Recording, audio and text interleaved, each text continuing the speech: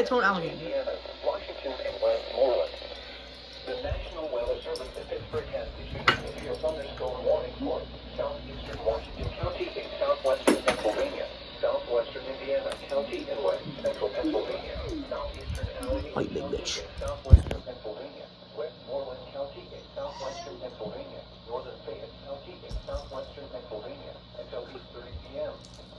At 7:42 p.m., severe thunderstorms were moving along a line extending from near Lake Hope to near Houston to Brownsville, moving southeast at 45 miles per hour.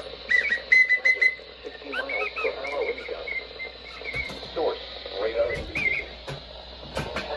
Expect damage to trees and power lines, resulting in some power outages.